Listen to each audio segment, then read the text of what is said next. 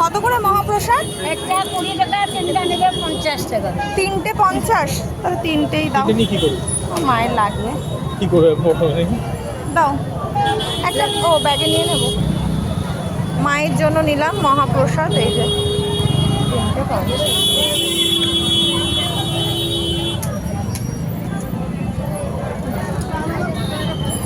এগুলা নেবে?